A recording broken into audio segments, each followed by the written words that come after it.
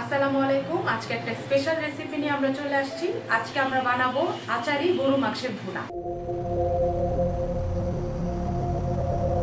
আচ্ছা, আচারি গরু মাংসটা বানানোর জন্য আমি এখানে গরু মাংস নিয়ে নিয়েছি 1 কেজি পরিমাণ। তা আমি গরু মাংসটা সবার আগে মাখায় নিব। তো আমি একটা বোলের মধ্যে গরু মাংসগুলো দিয়ে দিচ্ছি।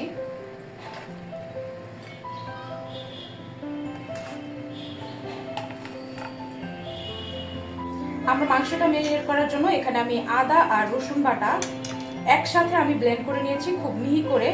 তো আমি এখানে 3 চা চামচের মতো দিয়ে দিব। তো এটার সঙ্গে আমি আরেকটা জিনিস নিব, সেটা হচ্ছে ভিনেগার। এখানে আমি হোয়াইট ভিনেগার বা সাদা সিরকা নিয়েছি, এটা ম্যারিনেট করে রাখার জন্য আমি এটা দিয়ে দিব। আমি 1 চা চামচের মতো দিয়ে দিলাম, এর বেশি আমি দিব না। এখন দিয়ে দিব আমি লবণ। এখানে লবণ আমি 1 চা চামচের মতো দিব, স্বাদ মতো। পরে যদি আরো দরকার হয় তখন আরো অ্যাড করে নিব। তবে এগুলো খুব ভালো মতো আগে মাখাই নেব।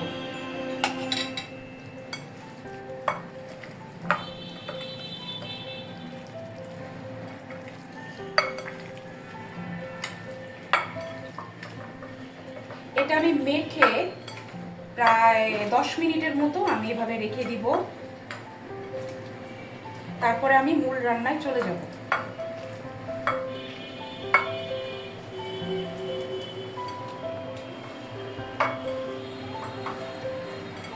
আমরা পুরো রান্নাটা করব হচ্ছে সরিষার তেল দিয়ে।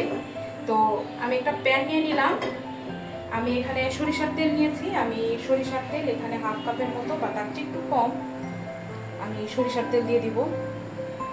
আপনারা চাইলে সাদা তেল দিয়েও করতে পারেন, সয়াবিন তেল যেটা, কিন্তু এটা সরিষার তেল দিয়ে করলে বেশি মজা হয়, যেহেতু এটা আচারি বিফ হবে। এখানে গোটা গরম মশলা দিয়ে দিলাম। গোটা গরম মশলা দিয়ে এখন আমি হচ্ছে পেঁয়াজ দিয়ে দিব। এখানে হাফ কাপের মতো পেঁয়াজ আছে, এই পেঁয়াজটাই এনা 1 কেজি গরু মাংসের জন্য, তাই পুরোটা দিয়ে দিলাম।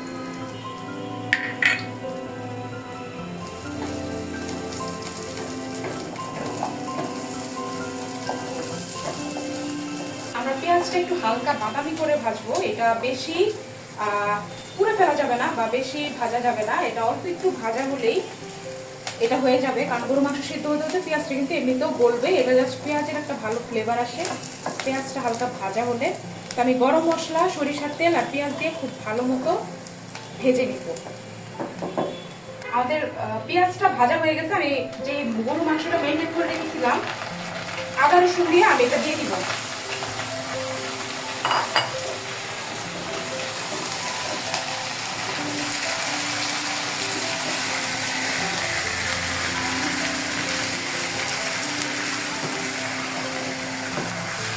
এখন আমি সবগুলা মশলা একে একে গরু মাংসের মধ্যে দিয়ে দিব।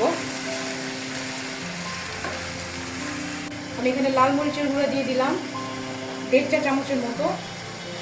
আমি মরিচ গুঁড়াটা একটু বেশি দিব, এটা একটু ঝাল হবে। 1 চা চামচের মতো হলুদ গুঁড়া, 1 চা চামচের মতো ধনিয়া গুঁড়া, আর হাফ চা চামচের মতো হচ্ছে জিরা গুঁড়া। আমি জিরা গুঁড়াটা একটু আগে দিয়ে দিব। আর একদম লাস্টে দিব হচ্ছে গরম মশলার গুঁড়া। আমি এখন মশলাটা খুব ভালো মতো গরু মাংসের সঙ্গে মিশিয়ে নেব।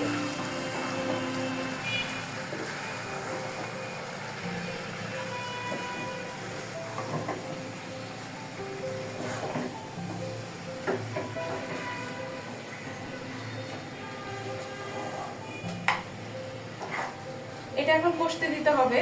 মশলাটা মাখানোর পরে এটা থেকে একটু পানি বের হবে, ওই পানিটা শুকায় তারপর হচ্ছে আমরা এক্সট্রা পানি অ্যাড করব।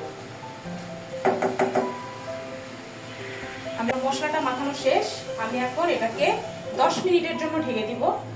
10 মিনিট পর এটা থেকে পানি বের হবে। আচ্ছা, দেখি কি অবস্থা। হ্যাঁ, আমরা 10 মিনিট পরে এখানে কিন্তু আমি 1 ফোঁটা পানিও দেই নাই, পুরাটা মাংস থেকে বের হয়েছে। তো এই পানিটা আমি শুকায় ফেলবো। শুকানোর পরে আমি আবার এর মধ্যে পানি অ্যাড করবো সেদ্ধ হওয়ার জন্য। এখানে কিন্তু বেশ পানি উঠে গেছে।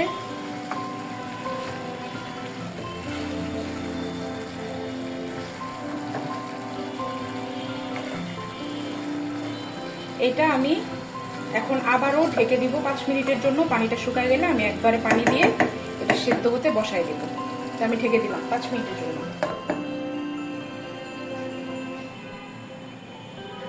5 মিনিট পরে আমাদের মোটামুটি শুকায় গেছে, একদম তেলটা উপরে উঠে গেছে। এখন হচ্ছে আমরা সেদ্ধ হওয়ার জন্য যে ফাইনাল পানিটা এটা মাংসের মধ্যে দিয়ে দিব। এই পানিটাতেই মাংসটা সিদ্ধ হবে। তো আমি যেখানে দিয়ে দিলাম, এখানে 1 কাপের মতো পানি আছে। তো আমি এটা পুরোটা দিয়ে একদম ঢেকে দিব আধা ঘন্টার জন্য।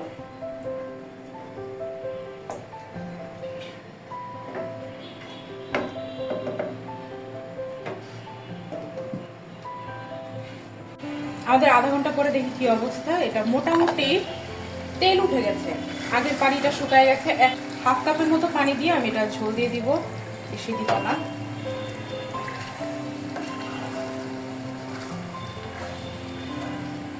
দিয়ে আমি এটার মধ্যে এখন কাঁচামরিচ অ্যাড করব। এখানে কাঁচামরিচ আমি একটু বেশি পরিমাণে দিব। আমি এখানে 4-5টা কাঁচামরিচ দিব।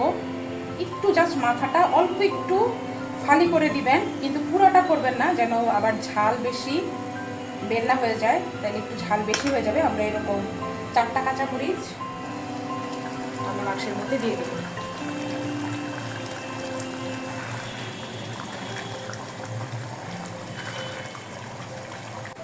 আমাদের গরুর মাংসটা হয়ে গেছে। আমরা এখন ফিনিশিংয়ে এটার মধ্যে আমরা দিব হচ্ছে একটু গরম মশলার গুঁড়া, 1/2 চা চামচের মতো, একদম লাস্টে আমরা একটা লেবুর আচার, এটা আমি বাসায় বানাইছি, এটার ভিডিও আপনারা আমাদের চ্যানেলে পেয়ে যাবেন। তো আমি আজকে লেবুর আচারটাই ব্যবহার করব আমাদের এই গরুর মাংসের মধ্যে।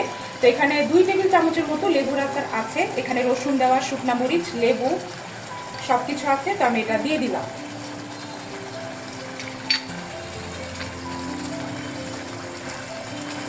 আচারটা আপনারা গরুর মাংস শেষ হওয়ার 5 থেকে 10 মিনিট আগে দিবেন, বেশি আগে এটা দেওয়া যাবে না আচারটা, তাহলে এটা ফ্লেভারটা নষ্ট হয়ে যাবে আর মাংসটা খুব একটা মজা লাগবে না। আমরা আচারটা দেওয়ার পরে খুব বেশি এটা রান্না করবো না, 5 থেকে 7 মিনিট বা বেশি হলে ম্যাক্সিমাম 10 মিনিট। আমাদের কিন্তু মাংসের তেলটা উপরে উঠে গেছে আর এটা কালারটা কিন্তু খুবই সুন্দর আসছে। আর আচার দেওয়ার সাথে সাথে এটা থেকে কিন্তু খুব সুন্দর একটা স্মেল বের হয়েছে আচারের। তা আমাদের রান্নাটা শেষ, আমরা এখন চুলা বন্ধ করে দিব। আমরা এটা এখন নামায় ফেলবো।